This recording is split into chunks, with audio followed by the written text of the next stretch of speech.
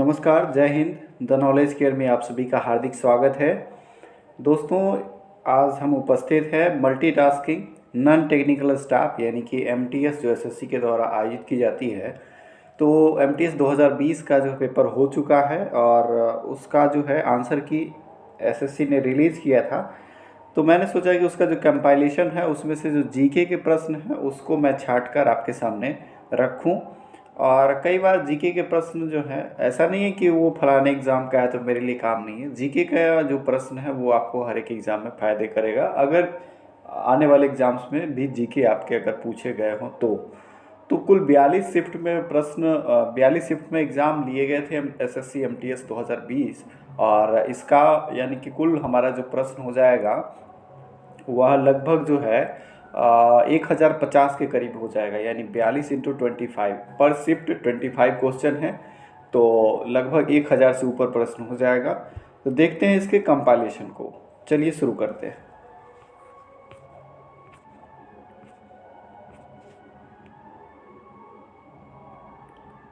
सिर्फ हम जीके के प्रश्न देखेंगे, क्योंकि ये जो है एमटीएस में 100 नंबर के कुल प्रश्न होते हैं और 4 सेक्शन से प्रश्न पूछे जाते हैं, इंग्लिश, रीजनिंग, मैथ और जीके। तो हम इसमें केवल और केवल जीके देखेंगे।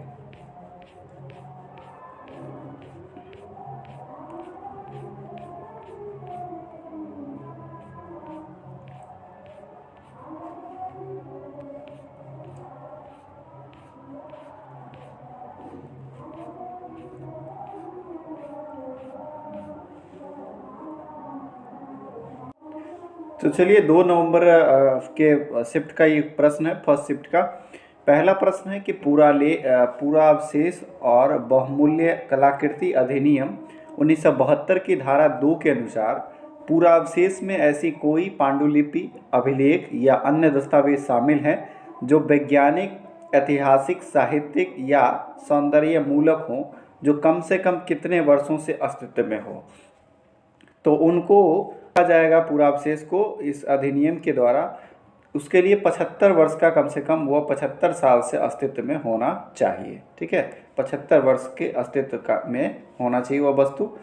दूसरा प्रश्न है, बॉम्बे स्टॉक एक्सचेंज एशिया का कौन सा स्टॉक एक्सचेंज था? डैश दिया हुआ है, पहला, चौथा, दूसरा या तीसरा। तो बॉम्बे स्टॉक एक्सचेंज जो है वो एशिया का पहला स्टॉक एक्सचेंज था और यह संभवतः 1875 में ही स्थापित किया गया था। ठीक है। तीसरा प्रश्न है, तुलसीदास कृत रामचरितमानस का पहला प्रिंटेड संस्करण यानी कि मुद्रित संस्करण 1810 में कहाँ से प्रकाशित किया गया था? तो तुलसीदास जी ने जो रामचरितमानस लिखा है उसका पहला प्रिंटेड वर्जन जो है वो 1810 में कलकत्ता में प्रकाशित किया गया था। कहाँ प्रकाशित किया गया था? कलकत्ता में। अगला प्रश्न है, पौधे किस प्रक्रिया के द्वारा हवा में पानी छोड़ते हैं? तो पौधे जो है वाष्पोत्सर्जन की क्रिया के द्वारा, स्ट्रीमा के द्वारा जो है हवा में पानी को छोड़ते हैं। किस विधि द्वारा? वाष्पोत्सर्जन। जबकि प्रकाश संश्लेषण के द्वारा वो खाना बनाते हैं। ठीक है, भोजन बनाते हैं। ठीक है, भोजन बनाते हैं प्रकाश संश्लेषण के द्वारा।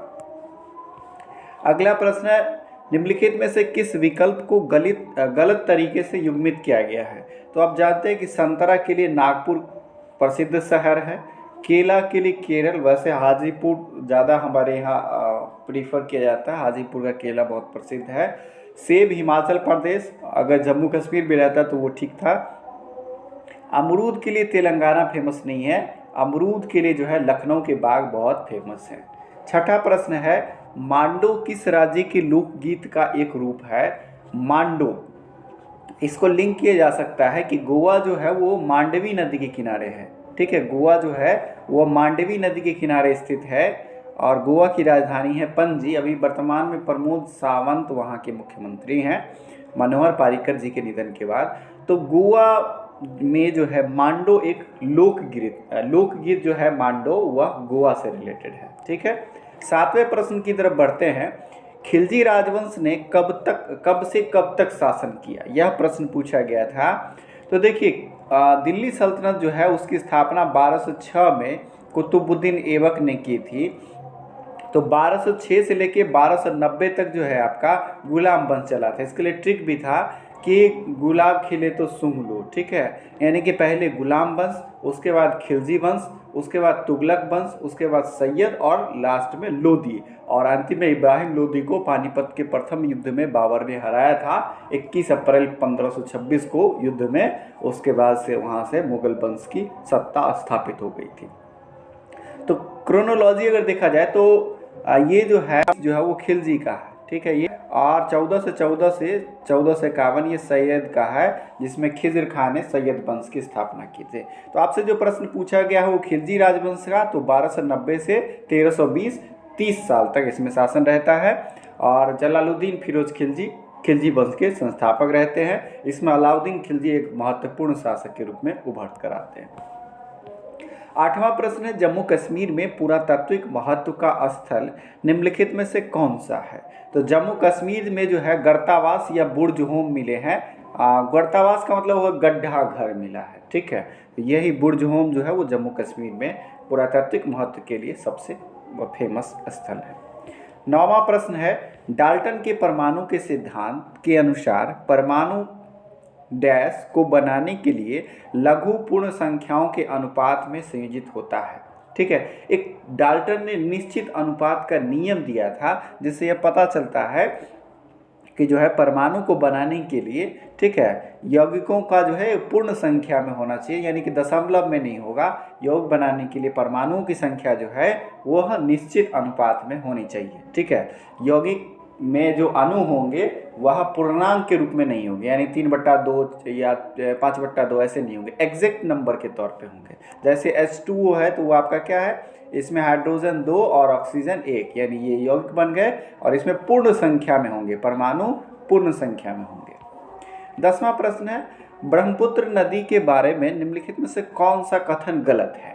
पहला कथन है, यह तिब्बत में उद्भूत होती है, बिल्कुल सही है। ब्रह्मपुत्र नदी जो है वह तिब्बत से निकलती है, मानसरोवर झील से, और इसको यारलुंग जंबो के नाम से भी जाना जाता है। इसका अधिकांश मार्ग भारत के बाहर स्थित है, बिल्कुल सही है, यह भी कथन सही है। यह भारत के अरुणाचल प्रदेश में प्रवेश करती है, जहां इसे दिबांग कहा जाता है। जी नहीं, दिबांग नहीं, इसे दिहांग कहा जाता है। यही शब्दावली में फ़र्क है कि भारत के अरुणाचल प्रदेश में इसको दिबांग नहीं क्या कहा जाता है, दिहांग कहा जाता है, इसको दिहांग कहा जाता है, दिहांग, ठीक है। तो ये गलत है। चौथा, यह हिमालय के समानांतर पूर्व की ओर बहती है, तो बिल्कुल सही है, चूँकि ये आपका हिमालय है और यहाँ से यहाँ ये इसके ऊपर तिब्बत है, तो यहीं से मानसरोवर झील से निकलती है। 11वां प्रश्न, निम्नलिखित में से किस लोकगीत और नृत्य को 2010 में मानवता की अमूर्त सांस्कृतिक विरासत की यूनेस्को प्रतिनिधि सूची में शामिल किया गया है? तो कालबेलिया एक जो है लोकगीत है वो शामिल किया गया है अमूर्त सांस्कृतिक विरासत के द्वारा, विरासत की श्रेणी में यूनेस्को के द्वारा, ठीक है। और यूनेस्को का जो मुख्यालय है वो आपका कहाँ है? यूनेस्को का मुख्यालय आपका न्यूयॉर्क में है, ठीक है। नेक्स्ट प्रश्न है आपका, कोयले का जलना डैश अभिक्रिया का उदाहरण है? कोयले का जलना जो है वो संयोजन अभिक्रिया का उदाहरण है, और यह जो है कोयले का जलना आपका संयोजन अभिक्रिया का उदाहरण है। अगला प्रश्न है 13वां, केंद्रीय बजट 2020-21 में स्वच्छ भारत मिशन के लिए, जी हाँ, 2 अक्टूबर 2014 से प्रधानमंत्री नरेंद्र मोदी जी के द्वारा महात्मा गांधी के जन्मतिथि पर यह योजना लागू की गई थी, स्वच्छ भारत मिशन, और इसके लिए 12,300 करोड़ की राशि आवंटित की गई है 2020-21 के लिए। 14वां प्रश्न है, नागर मंदिरों में आमतौर पर वास्तुकला की शैली किधर होती है? तो आप जानते हैं कि 3 तरह की कला शैली है। उत्तर भारत में जो है वो नागर शैली है, ठीक है। दक्षिण में द्रविड़ शैली है, और मध्य भारत में जो है वो आपका बेसर शैली है, मध्य भारत में बेसर शैली है। तो यहाँ हमसे नागर श्रेणी पूछा गया है, इसलिए कौन सा होगा? उत्तर भारत सही हो जाएगा। अगला प्रश्न है 15वां, मानव के कंधे का जोड़ किस संधि का उदाहरण है? तो मानव के जो कंधे हैं उसमें जो है आपका जो संधि है वो बॉल और सॉकेट है। किस संधि का उदाहरण है? बॉल और सॉकेट का उदाहरण है। 16वां प्रश्न है, महिला एक दिवसीय अंतर्राष्ट्रीय क्रिकेट में 6 विकेट लेने वाली एकमात्र भारतीय स्पिनर कौन है? तो दीप्ति शर्मा जो है वो एकमात्र भारतीय स्पिनर हैं जिन्होंने अंतर्राष्ट्रीय क्रिकेट में अब तक 6 विकेट लिए हैं ओडीआई में। ठीक है, ओडीआई में सबसे ज़्यादा रन बनाने के मामले में मिताली राज अभी भी सर्वश्रेष्ठ हैं। 17वां प्रश्न है, दोहा में छठे कतर इंटरनेशनल कप में भारोत्तोलन के लिए स्वर्ण पदक किसने जीता है? तो भारोत्तोलन के लिए मीराबाई चानू ने मेडल जीता है। ठीक है, भारोत्तोलन के लिए। और मीराबाई चानू ने जो है वो आपका ओलंपिक में भी इन्होंने मेडल जीता था, रजत पदक। 18वां प्रश्न है, पाचन तंत्र का कौन सा भाग यकृत और अग्नाशय से स्राव करता है? तो पाचन तंत्र की जो छोटी आंत है, ठीक है, छोटी आंत, वहाँ से आपका छोटी आंत से यकृत और अग्नाशय से स्राव प्राप्त करता है। 19वां प्रश्न, किस वर्ष भारत के संविधान में नागरिकों के मौलिक कर्तव्य को जोड़ा गया? तो यह जो है आपका 42वां संविधान संशोधन जो है वह 1976 में किया गया था। सरदार स्वर्ण सिंह की सिफारिश पर मौलिक कर्तव्य को जोड़ा गया था और उस समय जो मौलिक कर्तव्य थे 10 थे। ठीक है, और वर्तमान में मौलिक कर्तव्यों की संख्या जो है वो 11 है, जिसमें जो है आपका 86वां संविधान संशोधन 2002 के द्वारा शिक्षा का जो अधिकार है उसको भी मौलिक कर्तव्य में जोड़ा गया है। 20वां प्रश्न है, विली वोनिका बच्चों की कहानी है, यह जो पुस्तक है विली वोनिका बच्चों की कहानी की पुस्तक है और इसका एक काल्पनिक चरित्र कौन है? तो काल्पनिक चरित्र है Charlie and the Chocolate Factory, Charlie and the Chocolate Factory. 21वां प्रश्न, निम्नलिखित में से किस योजना के तहत सूक्ष्म इकाइयों से संबंधित विकास और पुनर्वित्त पोषण गतिविधियों के लिए भारत सरकार द्वारा एक नई संस्था स्थापित की गई है? तो इसके लिए जो है प्रधानमंत्री मुद्रा योजना के तहत कई प्रकार के लोन दिए जाते हैं, जैसे किशोर लोन हो गया, शिशु लोन हो गया और तरुण लोन, 3 प्रकार के लोन इसके द्वारा दिए जाते हैं। निम्नलिखित में से कौन महाराष्ट्र के एक संत थे? तो महाराष्ट्र के एक संत थे चोखामोला। कौन थे? चोखामला। अगला प्रश्न है 23वां, आमतौर पर डैश मीटर से अधिक ऊंची खड़ी पहाड़ी को पर्वत के रूप में वर्गीकृत किया जाता है। तो औसतन जो है 600 मीटर से अधिक ऊंचाई होने पर उस पहाड़ी को पर्वत की श्रेणी में रखा जाता है, 600 मीटर से ऊंची होनी चाहिए। 24वां प्रश्न, चोल शिलालेखों में तिरुनामट्टुकानी को डैश के रूप में वर्णित किया गया है? तो चोल शिलालेख में मंदिरों को भेंट की गई जमीन के बारे में। देखिए सबसे पहले जो है ब्राह्मणों को जमीन दान में देने की परंपरा सातवाहनों ने स्टार्ट की थी और सातवाहन वंश के संस्थापक सिमुक थे। सातवाहनों की भाषा प्राकृत थी। हालांकि यहाँ पे पूछा गया कि चोल शिलालेख में जो तिरुनामट्टुकानी है वो क्या है? तो वो मंदिरों में भेंट की गई जमीन का एक शब्दावली है। ठीक है, तिरुनामट्टुकानी। चोल वंश के संस्थापक जो है वो विद्यालय थे। ठीक है, और चोलों की राजधानी जो थी वो तंजौर थी। 25वां और आखिरी प्रश्न है इस सेट के जीके का, भारतीय संविधान का कौन सा अनुच्छेद आपातकाल की घोषणा से संबंधित है? तो देखिए आपातकाल जो है वो 3 प्रकार के हैं। वो है आपका राष्ट्रीय आपात, नेशनल इमरजेंसी, वो 352 है। 356 जो है वो आपका राष्ट्रपति शासन है, प्रेसिडेंशियल रूल है। ठीक है, और 360 जो है वो आपका क्या है? फाइनेंशियल इमरजेंसी है, जो अब तक भारत में लागू नहीं की गई है। और नेशनल इमरजेंसी 3 बार लागू की गई है। प्रेसिडेंशियल जो रूल है वो कई बार लागू किया जाता है और ये राज्यपाल की सिफारिश पर राष्ट्रपति महोदय लगाते हैं। तो 352 के तहत जो है आपातकाल की घोषणा होती है। चलिए बढ़ते हैं अगले सेट की तरफ। तो ये जो है 2 नवंबर का सेकेंड शिफ्ट का ये प्रश्न हमारे सामने उपस्थित है। इसका पहला प्रश्न है, लिट्टी चोखा निम्नलिखित में से किस राज्य का प्रसिद्ध व्यंजन है? कौन नहीं जानता है? लिट्टी चोखा जो है बिहार का बहुत ही फेमस व्यंजन है और मनोज तिवारी की गाना भी है इंटरनेशनल लिट्टी चोखा, है ना। दूसरा प्रश्न है 22 जुलाई 2020 को किसे अंतर्राष्ट्रीय रेलवे सुरक्षा मंच के उपाध्यक्ष के रूप में नामित किया गया है? तो अंतर्राष्ट्रीय रेलवे सुरक्षा मंच के उपाध्यक्ष होंगे अरुण कुमार। सौम्या स्वामीनाथन का नाम जो है वो WHO से संबंधित है, ये WHO में निदेशक बनी थी। और वर्तमान में रेलवे के जो चेयरमैन है या CEO का पद है वो सुनीत कुमार शर्मा संभाल रहे हैं। तीसरा प्रश्न, निम्नलिखित में से कौन सी पृथ्वी की सतह की निकटतम परत है जिसमें सभी मौसमी परिवर्तन होते हैं, चाहे वो वर्षा हो, आंधी हो, तूफान हो, ये सारी घटनाएं जो है वो पृथ्वी के पहले मंडल क्षोभ मंडल में घटनाएं घटती है। ओजोन मंडल का संबंध जो है वो समताप मंडल से है, ठीक है। और हेलीकॉप्टरों के उड़ान के लिए जो है वो समताप मंडल अनुकूलित है। वहीं जो आपका आयन मंडल है उसमें जो है आपका क्या होता है, गैसों का लेयर है उसमें आयन मंडल में। और तो ये था आपका कि क्षोभ मंडल में मौसम संबंधी सारी घटनाएं घटती है, समताप मंडल में ओजोन लेयर पाया जाता है, इतना ध्यान रखेंगे। चौथा प्रश्न है 1751 ईस्वी में द सीज ऑफ आर्कट यानी अर्काट की युद्ध घेराबंदी में कौन जीता था? तो अर्काट के युद्ध घेराबंदी में जो है अंग्रेज जीते थे, ठीक है। अगला प्रश्न है पांचवा, डैश तब होता है जब विटामिन डी की कमी के कारण बच्चे की बढ़ती हड्डियां विकसित नहीं हो पाती है, तो इसको कहा जाता है सूखा रोग। विटामिन डी के कमी से रिकेट्स रोग होता है जिसे सूखा रोग भी कहा जाता है, ठीक है।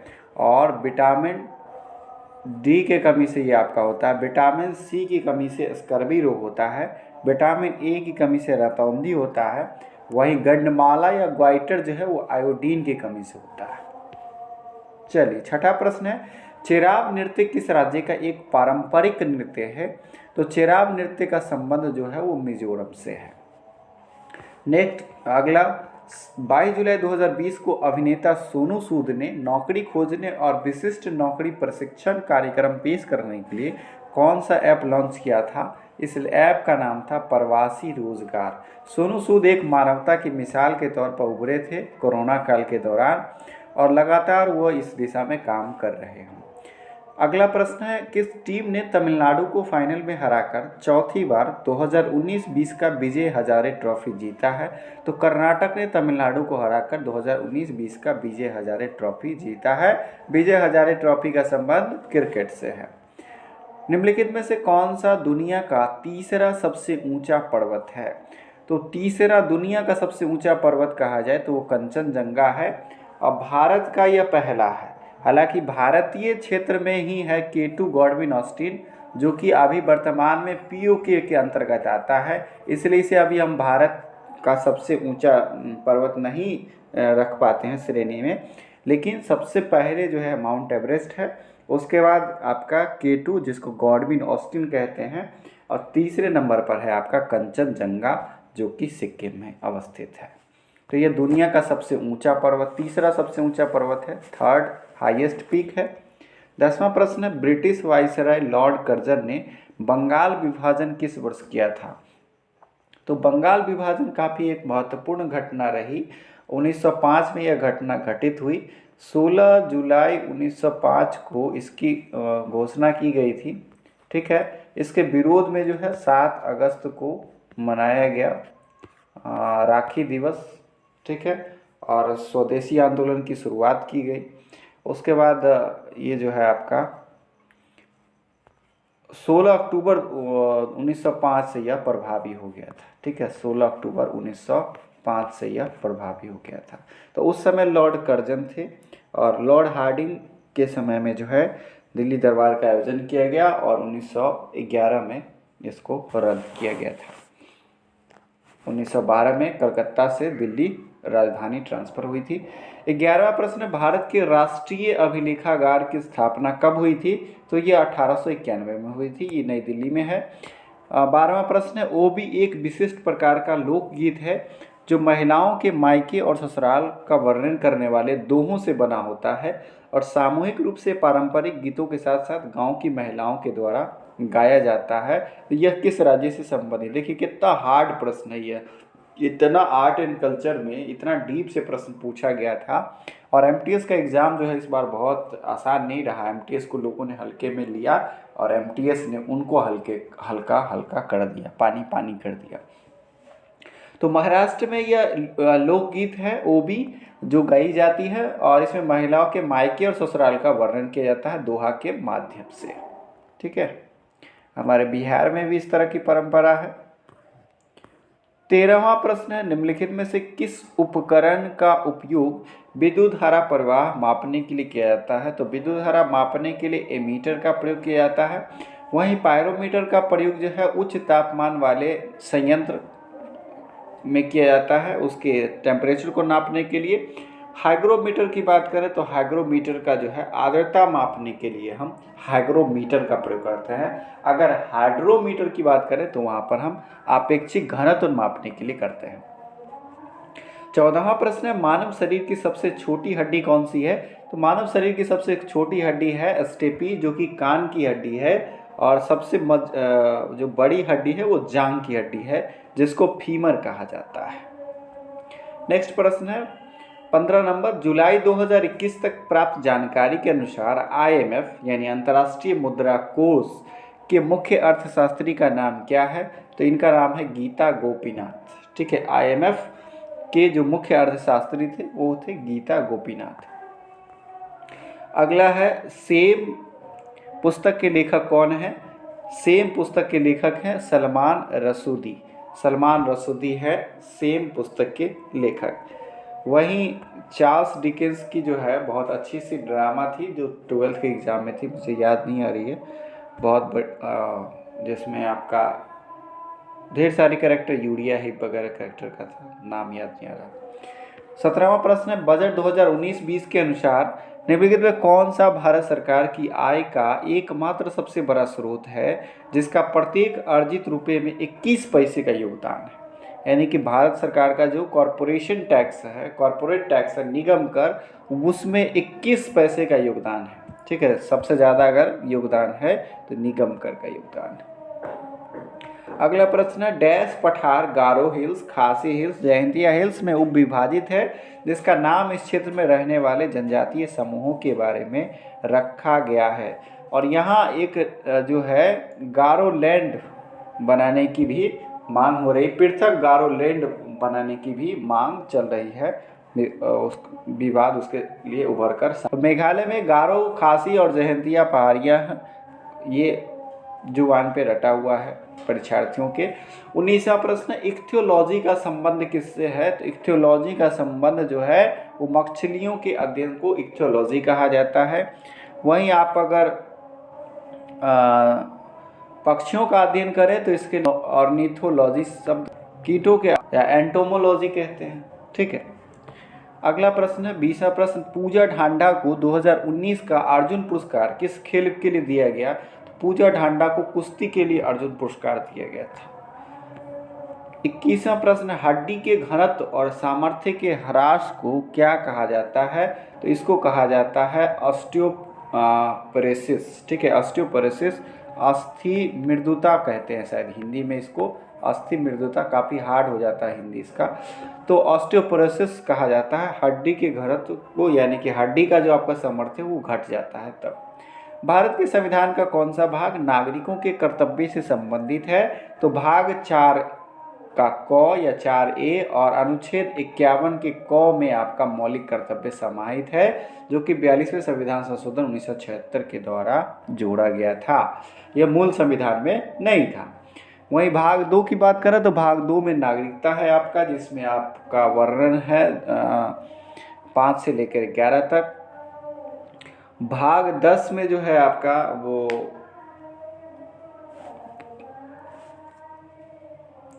भाग 9 में पंचायती राज है, भाग 10 में आपका इससे रिलेटेड है 244 से 248।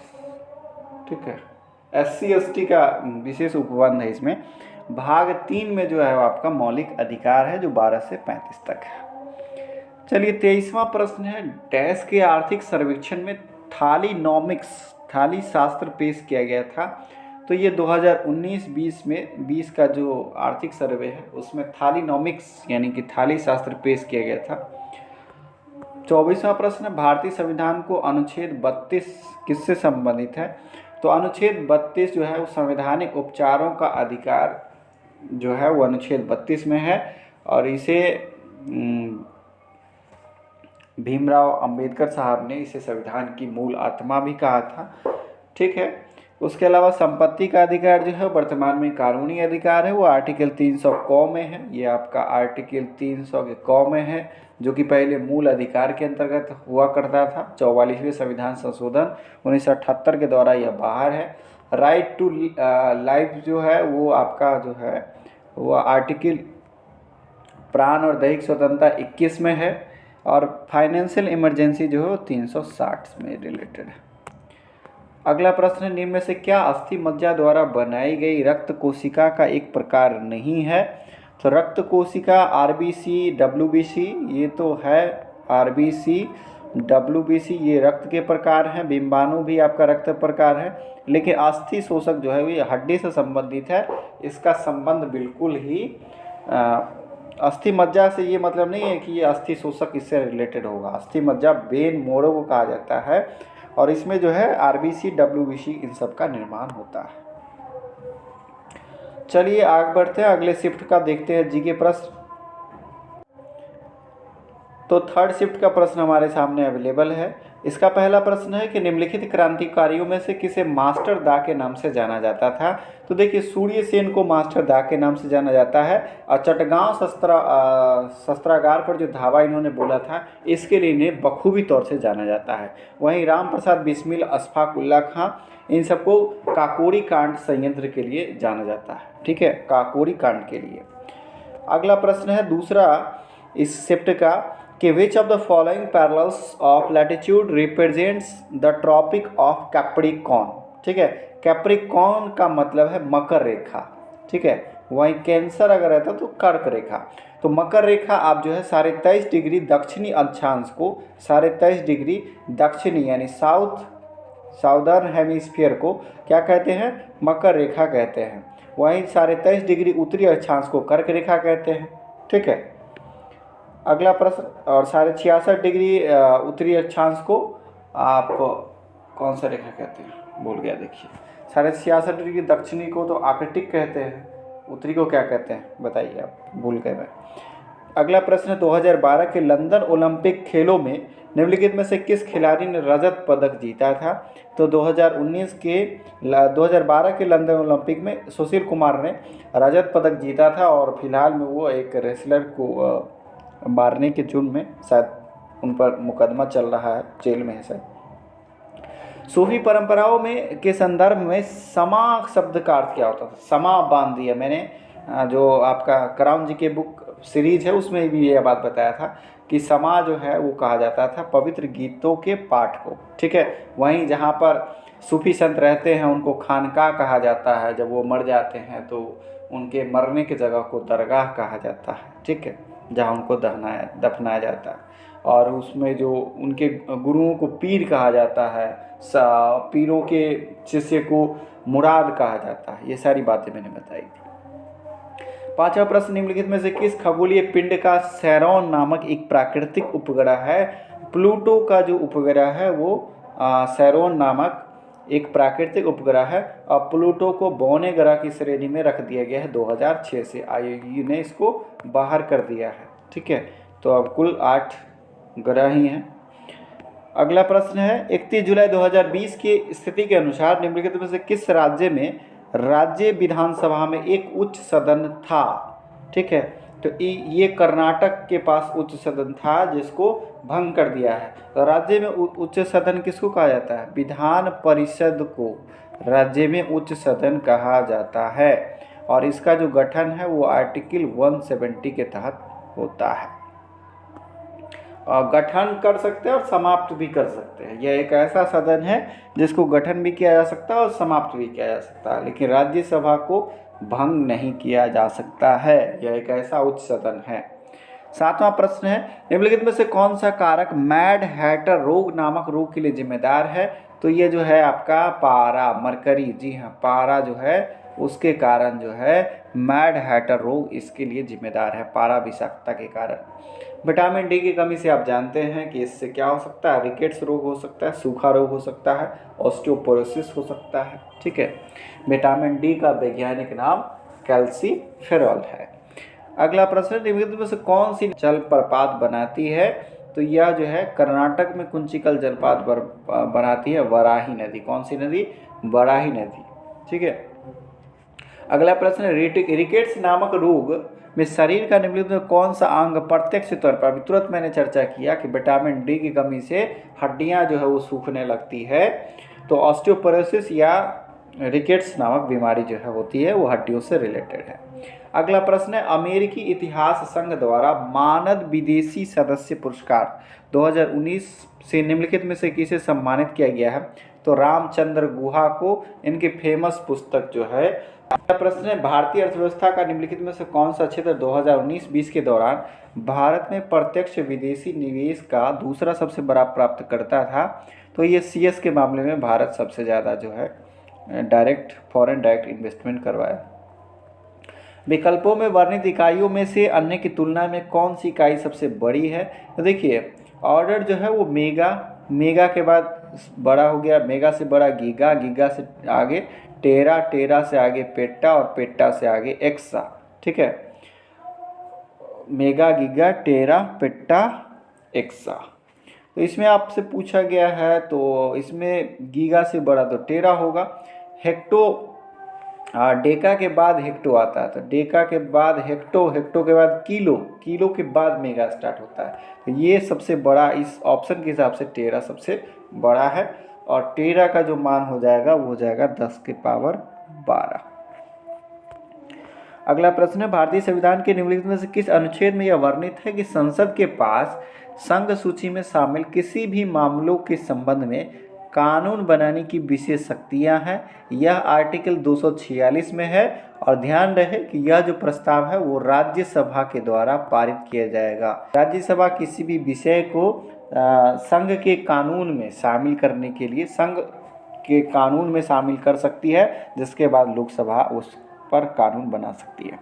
उत्तराखंड की संस्कृति के संदर्भ में काफूली किसका नाम है? काफूली भोजन का नाम है, जो उत्तराखंड के कल्चर में प्रचलन में है, काफूली भोजन को कहा जाता है। 15वां प्रश्न है, my journey transforming dreams into action नामक पुस्तक निम्न में से किसकी आत्मकथा है? भारत के महान वैज्ञानिक और राष्ट्रपति डॉक्टर APJ अब्दुल कलाम की यह आत्मकथा है, my journey transforming dreams into action. इसके अलावा इनका इंडिया 2020 और इग्नाइटेड माइंड्स, ये सब इनके फेमस बुक हैं, इग्नाइटेड माइंड्स। और इन्होंने सबसे पहले जो है मोबाइल कोर्ट की स्थापना इन्होंने ही किया था, चलित न्यायालय। अगला प्रश्न है, 2016 में साक्षी मलिक ने निम्नलिखित में से किस वर्ग में एक ओलंपिक पदक जीता था? तो साक्षी मलिक ने कांस्य पदक जीता था 58 kg के वर्ग में।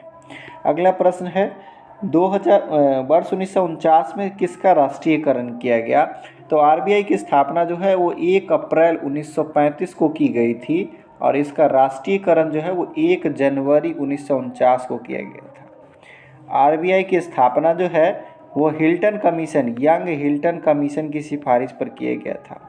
RBI के पहले जो गवर्नर थे वो ऑसबोर्न स्मिथ थे, और पहले भारतीय गवर्नर पूछा जाए तो CD देशमुख थे। ठीक है, CD देशमुख थे। नेक्स्ट प्रश्न है, निम्नलिखित में से कौन सा राज्य या केंद्रशासित प्रदेश पारंपरिक रूप से एक दही आधारित तरीदार व्यंजन से संबंध रखता है और जिसे यखनी के नाम से जाना जाता है?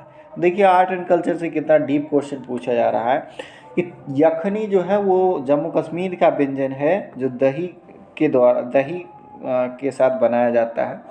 19वां प्रश्न, भारत के निम्नलिखित क्षेत्रों में से किस क्षेत्र में सफ़ेद बेलदार बगुले के प्राकृतिक निवास स्थान का व्यापक वितरण है? तो सफ़ेद बेलदार बगुले जो हैं वो उत्तर पूर्व भारत में सबसे ज़्यादा पाए जाते हैं। 20वां प्रश्न है, 13 ताली नामक लोक नृत्य का संबंध किस राज्य से है? तो इसका संबंध जो है राजस्थान से है। आर्ट एंड कल्चर में बहुत जोर दे दिया इस बार एमटीएस ने। 21वां प्रश्न है, गुप्त प्रशासन के संदर्भ में विथि शब्द किसको संवर्धित करता है? तो विथि शब्द जो है वो प्रशासनिक इकाई को संबोधित करता है। अगला प्रश्न है, भारत के निम्नलिखित में से किस राज्य में बन्नी नस्ल की भैंस मुख्य रूप से पाली जाती है? और गुजरात में पाई जाती है। और इसमें जो नया ये है कि यह पहला नस्ल होगा जो आपका आईवीएफ टेक्नोलॉजी से, जी हाँ, आप पहले आईवीएफ टेक्नोलॉजी से जो है इंट्रोवर्टिलिटी क्या कहते हैं, फर्टिलिटी जो भी हो, तो इसका फुल फॉर्म, तो इसके द्वारा जो पहले मानव के शिशु पैदा होते थे और पहला जो जानवर का हुआ है उसमें भैंस की बन्नी नस्ल का जो बछड़ा है वो आईवीएफ तकनीक से पैदा लिया।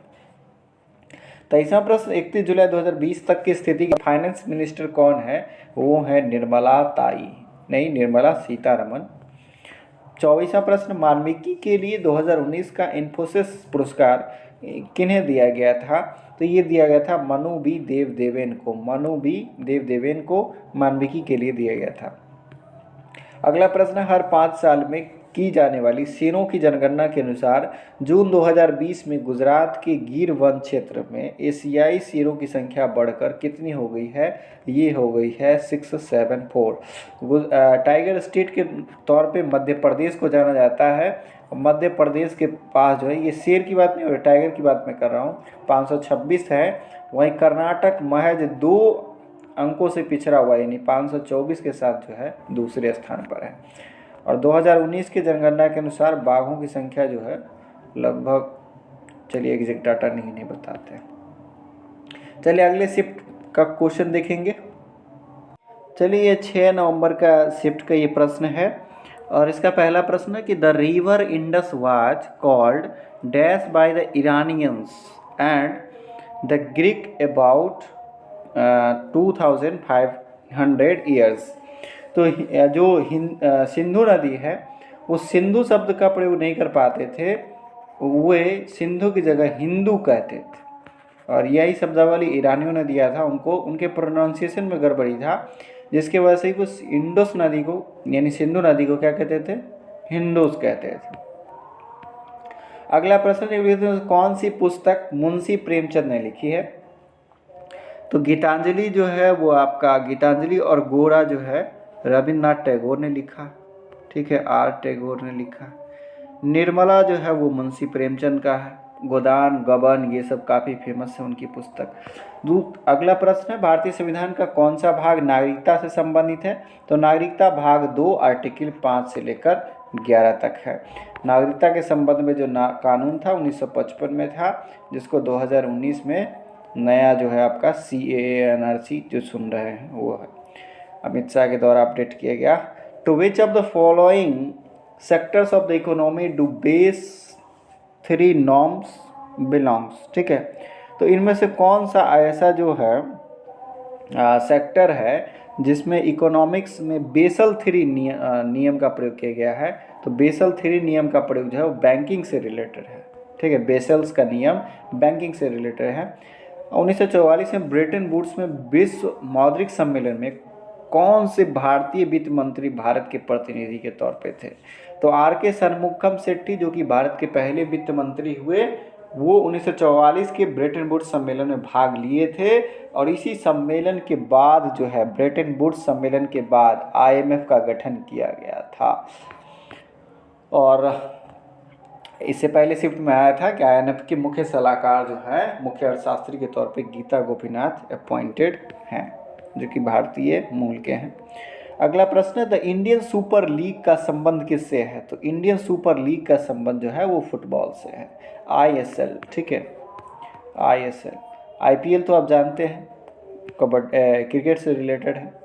वहीं प्रो कबड्डी लीग जो है वो चलता है, जिसमें तो कबड्डी का नाम आ जाएगा, तो इसलिए वैसा प्रश्न नहीं पूछा गया कि इंडियन सुपर लीग चैंपियनशिप है किससे रिलेटेड है? फुटबॉल से। भारत की पूर्व प्रधानमंत्री इंदिरा गांधी, जिनका आज शायद पुण्यतिथि है ना, और आज जो है 19 नवंबर को रानी लक्ष्मीबाई का जन्मदिन भी है। तो भारत की पूर्व प्रधानमंत्री इंदिरा गांधी ने निम्नलिखित में से कौन सी पुस्तक लिखी है? इनकी पुस्तक थी my truth. Wings of fire के लेखक हैं APJ Abdul Kalam. Discovery of India के लेखक है राजेंद्र प्रसाद, ठीक है। और रीडिस्कवरी ऑफ इंडिया मेघना देसाई ने लिखा। माई एक्सपेरिमेंट विथ ट्रूथ जो है वो MK गांधी की पुस्तक है, ठीक। अगला प्रश्न है, प्राचीन भारत में महाजनपद के शासक अपने क्षेत्र से डैश भागा नामक एक कर इकट्ठा करते थे। तो शासक अपने क्षेत्रों के किसानों से लेते थे भाग, ठीक है। और महाजनपद जो है वो कुल 16 थे और इनका जो है आपको मिल जाएगा वर्णन अंगुत्तर निकाय में और भगवती सूत्र में। बौद्ध की जो पुस्तक है बौद्ध साहित्य अंगुत्तर निकाय और जैन धर्म से रिलेटेड पुस्तक है भगवती सूत्र, इसमें आपको महाजनपद का उल्लेख मिलता है।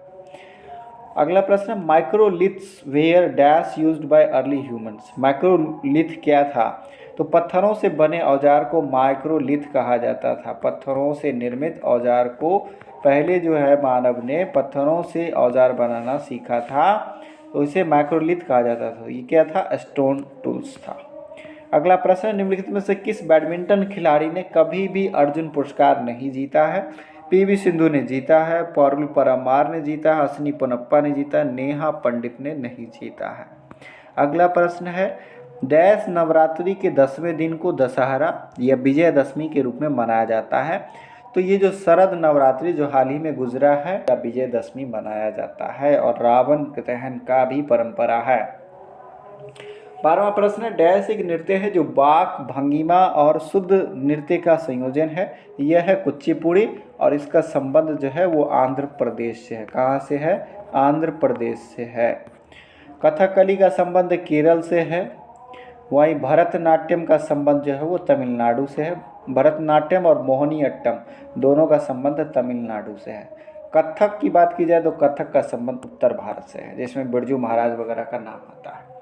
13वां प्रश्न, 26 दिसंबर 2004 को आई सुनामी से निम्नलिखित में से कौन सा भारतीय राज्य बुरी तरह से प्रभावित हुआ था? देखिए, अब 2004 की घटना पूछ ली गई है, तो ये तमिलनाडु काफ़ी प्रभावित हुआ था। सांख्यिकी और कार्यक्रम कार्यान्वयन मंत्रालय भारत सरकार की एक रिपोर्ट के अनुसार भारत ने वर्ष 2016 में प्रत्येक 1000 जीवित जन्मों में उनका शिशु दर कितना था? शिशु मृत्यु दर, ठीक है, वो था 34, ठीक है। अगला प्रश्न, निम्नलिखित में गंगा नदी की एक सहायक नदी है। तो गंगा नदी की सहायक नदी है घाघरा नदी, ठीक है। घाघरा नदी गंगा की सहायक नदी है। और घाघरा का युद्ध जो है वो बाबर के द्वारा लड़ा गया था। किसके बीच लड़ा गया था बताइए?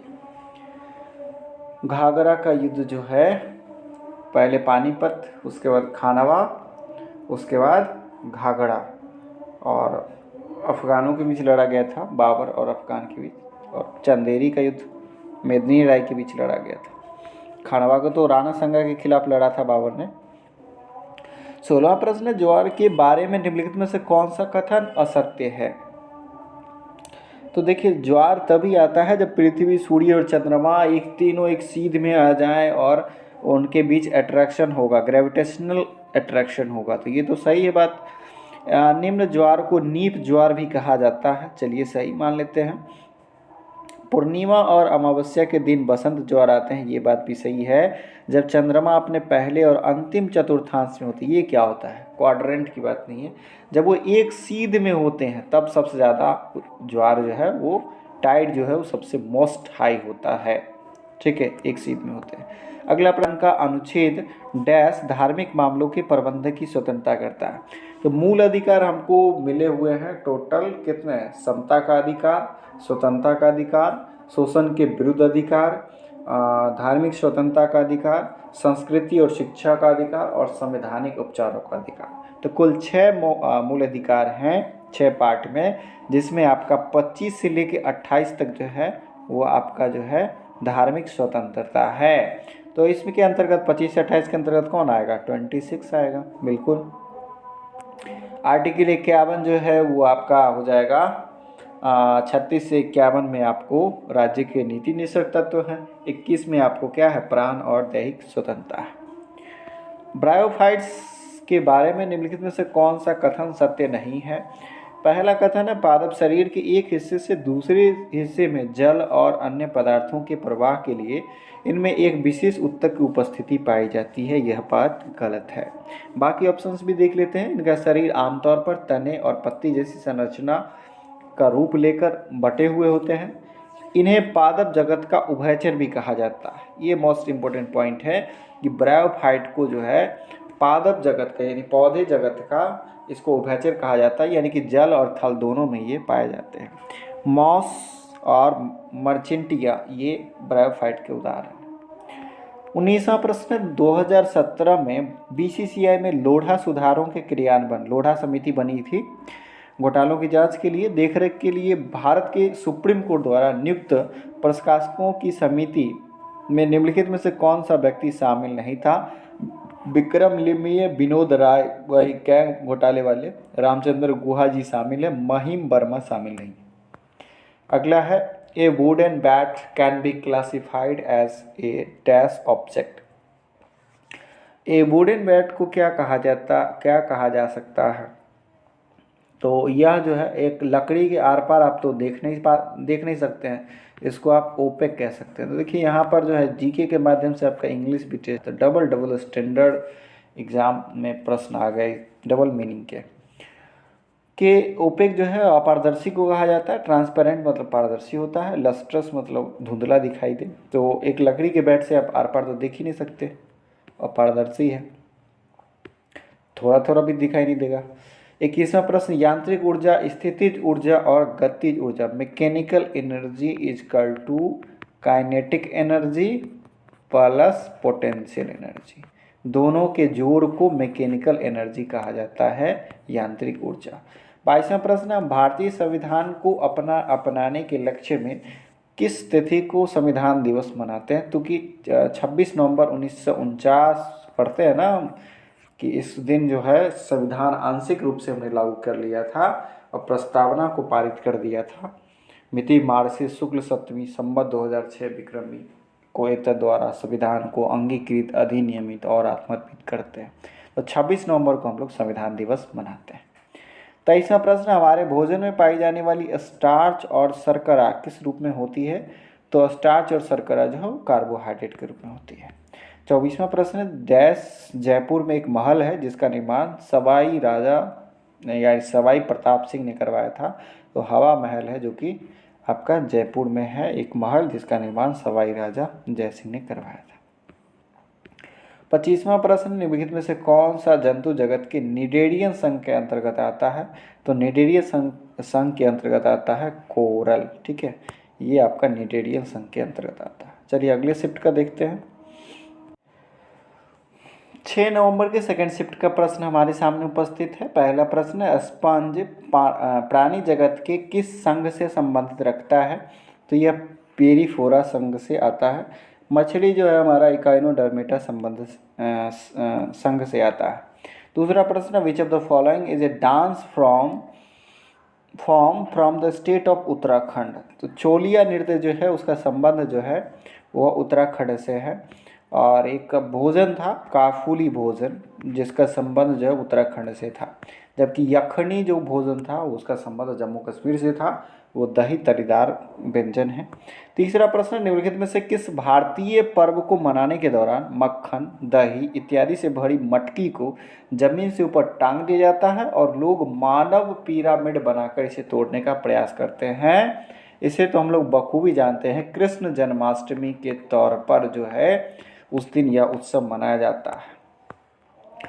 भारतीय संविधान का मटकी फोड़ गाने पर जो है अभ्यास किया जाता है और फोड़ा जाता है मटकी। चौथा प्रश्न है, भारतीय संविधान का भाग डैश संविधान संशोधन से संबंधित है। तो भारतीय संविधान का भाग 20 आर्टिकल 368 संविधान संशोधन से रिलेटेड है। भारतीय संविधान के भाग 17 में आपको राजभाषा संबंधित विवरण है, ठीक है, 343 से 351 तक, वही 352 से 360 तक जो है आपात उपबंध है। चलिए 5वां प्रश्न है, भारत सरकार ने किस वर्ष संसद के एक अधिनियम द्वारा पहला म्यूचुअल फंड आरंभ किया था? ये 1963 में किया था। उस समय नाम था इसका यूटीआई। ठीक है, यूटीआई नाम था, जिसको अब बदल के एक्सिस बैंक में इसका जो फंड है, इसका जो अमाउंट है उसको ट्रांसफ़र कर दिया गया, यूटीआई म्यूचुअल फंड्स। छठा प्रश्न, गंगा और सोन जैसी नदियाँ प्राचीन भारत में किस महाजनपद से होकर बहती थी? गंगा और सोन नदियाँ जो है वो मगध से होकर बहती थी, और मगध ही एक शक्तिशाली महाजनपद के रूप में उभरा, जहाँ सबसे पहले जो है सत्ता स्थापित हुआ, इस तरह का साम्राज्य बन सका वहाँ पर। मगध साम्राज्य की राजधानी गिरिब्रज या राजगिरी थी। कौशल की राजधानी श्रावस्ती थी। कंबोज की राजधानी हाटक थी। ठीक है, ये मच्छा क्या है? मच्छा कुछ अलग शब्दावली है। 7वां प्रश्न है, डैश एक उपकरण है जिसका उपयोग विद्युत सर्किट में दो बिंदुओं के बीच विद्युत विभवांतर के मापन के लिए किया जाता है। तो विद्युत विभवांतर मापने के लिए हम लोग वोल्ट मीटर का प्रयोग करते हैं। विद्युत धारा मापने के लिए एमीटर का प्रयोग करते हैं। बोलोमीटर का प्रयोग जो है वो ताप मापने के लिए किया जाता है, टेम्परेचर मापने के लिए।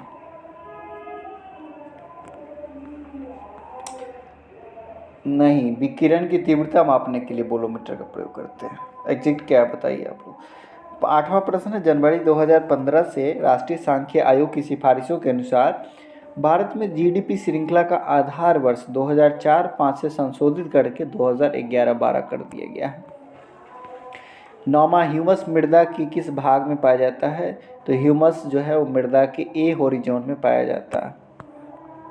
The United Nation sustainable development goal 6 strives to क्या कहता है? यह कहता है कि ensure availability and sustainable management of water and sanitation, जल और स्वच्छता की बात करता है। आँख की पुतली का आकार किसके द्वारा नियंत्रित होता है? तो यह आइरिस के द्वारा नियंत्रित होता है। ठीक है, प्रतिबिंब जो है हमारा रेटिना पर बनता है। प्रत्यारोपण संभव है सिर्फ और सिर्फ कॉर्निया का। प्राचीन भारतीय पांडुलिपियां आमतौर पर तार पत्रों या हिमालय में उगने वाले डैश के पेड़ की छाल पर लिखी जाती थी, जिसको भोज वृक्ष कहा जाता था। क्या कहा जाता था? भोज वृक्ष कहा जाता था। और उसको सांस्कृतिक विरासत में शामिल करने के लिए उसका जो एज है कम से कम 75 साल होना चाहिए। अभी हमने देखा एक्सेप्ट के प्रश्न में। 13 नंबर प्रश्न है, वनों के संबंध में निम्नलिखित में से कौन सा कथन असत्य है? और इसका जो कथन सही है वो है सही ऑप्शन है, किसी वन में झाड़ियाँ वनस्पति की सबसे निचली परत बनाती है। ये बात तो नहीं है, सबसे निचली परत तो नहीं है। ठीक है, बाकी बातें क्या है? किसी वन में पेड़ वनस्पति की सबसे ऊपरी परत बनाते हैं। वन जलवायु जल चक्र और वायु गुणवत्ता को इफेक्ट करते हैं, बिल्कुल। और मृदा अपरदन को रोकते हैं, ये बात तो बिल्कुल सही है। तो वन जो है वो ऊपरी परत बनाते हैं, ना कि निचली परत बनाते हैं। 14वां प्रश्न है, भारतीय संविधान के बारे में निम्नलिखित में से कौन सा कथन सही नहीं है? पहला है कि यह सभी व्यक्ति और समुदाय को किसी भी धर्म को धारण करने, अभ्यास करने और प्रचार करने की स्वतंत्रता प्रदान करता है। ये बात तो बिल्कुल सही है, यह आर्टिकल 25 में ही है, आप किसी भी धर्म को मान सकते हैं।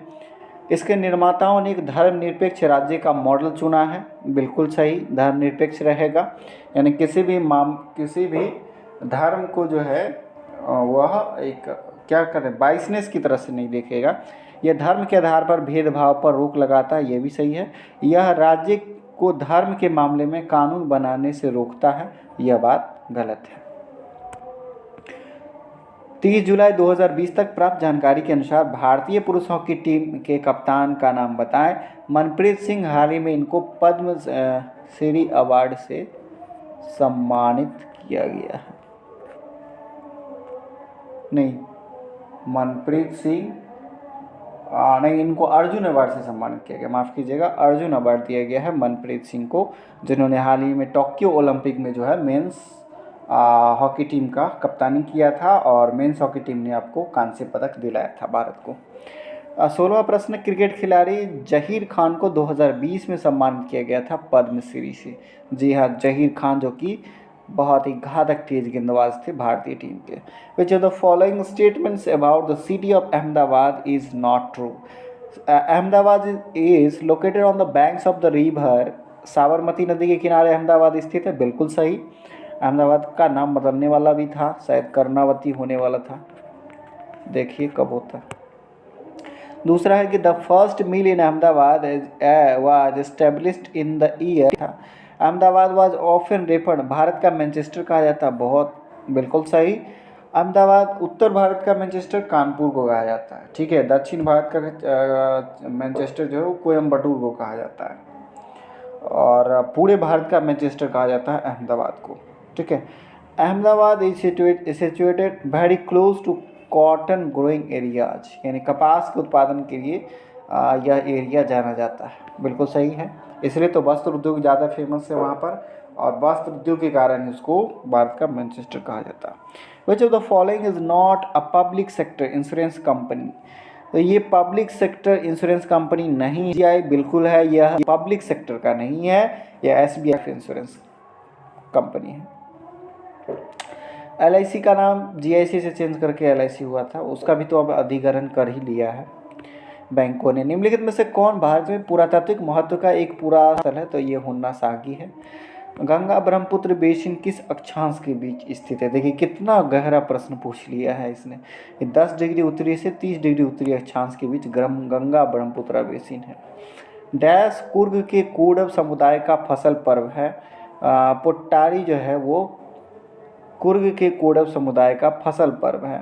विच of the following person was awarded the Padma Vibhushan posthumously in 2020, Arun Jaitley महाशय को मरणोपरांत पद्म विभूषण दिया गया, और इनका नामकरण जो है फिरोज शाह कोटला स्टेडियम का नामकरण जो है अरुण जेटली स्टेडियम के नाम पर कर दिया गया। 57 में कहा गया है कि एक व्यक्ति जो राष्ट्रपति के पद पर है या पहले इस पद पर रह चुका है, यानी कि पुनर्निर्वाचन की बात करता है, वह कई बार बन सकता है, या लिमिटेशन नहीं है, ठीक है। एक व्यक्ति राष्ट्रपति कितनी बार बन सकता है इसका लिमिटेशन नहीं है, बार बार बन सकता है, बस यही चर्चा की गई है आर्टिकल 57 में।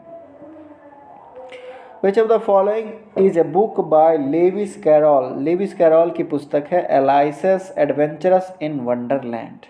25वां और आखिरी प्रश्न इस शिफ्ट का, सितंबर 2020 तक प्राप्त जानकारी के अनुसार वे एकमात्र भारतीय राष्ट्रपति कौन है जिनकी मोम की प्रतिमा दिल्ली के मैडम तुसाद मोम संग्रहालय में स्थित है, ये APJ अब्दुल कलाम। इतने महान थे, इनको तो शामिल होना ही था।